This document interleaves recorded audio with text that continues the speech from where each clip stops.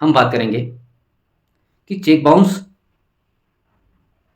Case कब लगता है और चेक बाउंस केस कब लगता है। तो इसमें हम कुछ स्टेप्स को समझेंगे और उसके बाद यदि कोई समाधान नहीं निकलता है तो उस कंडीशन में चेक बाउंस केस लगता है। चेक बाउंस केस में एक ड्रावर यानी चेक जारी करता होता है और एक पेई यानी प्राप्त करता होता है। ये दो बातों को ध्यान रखना। तो चेक देने वाला या चेक जारी करने वाला या इंग्लिश में उसे कहेंगे ड्रावर, और चेक को प्राप्त करने वाला यानी चेक लेने वाला व्यक्ति, ये कहलाएगा पेई।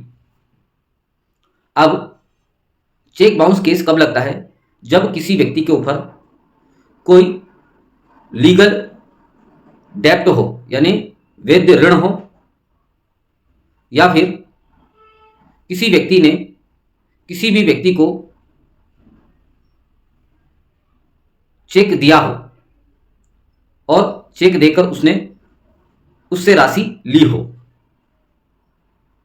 उस कंडीशन में, या फिर किसी अकाउंट में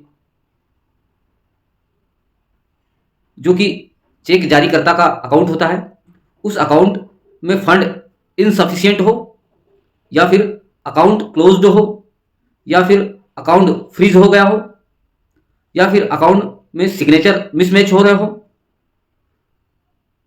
या अन्य कोई कारण हो सकता है।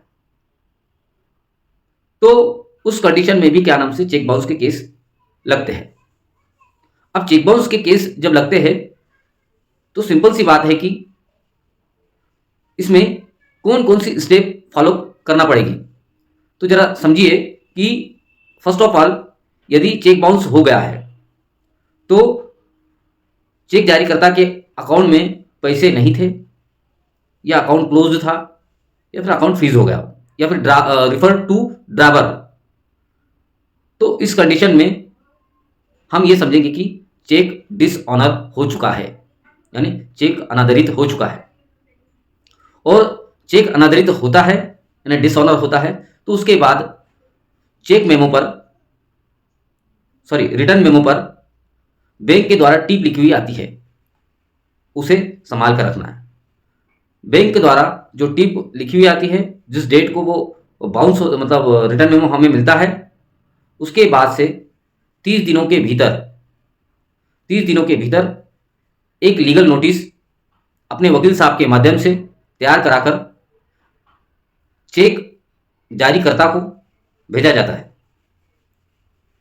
चेक जारीकर्ता को भेजा जाता है यानी ड्रावर को भेजा जाता है, और जैसे ही उसे वो चेक प्राप्त हो जाता है तो फिर उसके बाद में उसे 15 दिन का समय दिया जाता है। प्राप्त होने के बाद से 15 दिन का समय, और उन 15 दिनों में भी यदि वह जो है हमारे अमाउंट का यानी जो पेई है उसको कहीं ना कहीं अमाउंट का जो है वो भुगतान नहीं करता है, तो उस कंडीशन में 15 दिन बीत जाने के बाद आप उस पर कार्रवाई कर सकते हैं। और उस पर कार्रवाई करने के बाद में आप अगले 30 दिनों में जो मजिस्ट्रेट साहब है वहां पर उसकी शिकायत कर सकते हैं। तो उम्मीद करता हूं कि आपको ये जानकारी अच्छी लगी होगी, और 30 days plus 15 days plus 30 days का ये रेशो समझ में आया होगा। जय हिंद, वंदे मातरम। और ऐसी ही लीगल जानकारी के लिए आप चैनल को सब्सक्राइब करें, लाइक करें, शेयर करें। वंदे मातरम।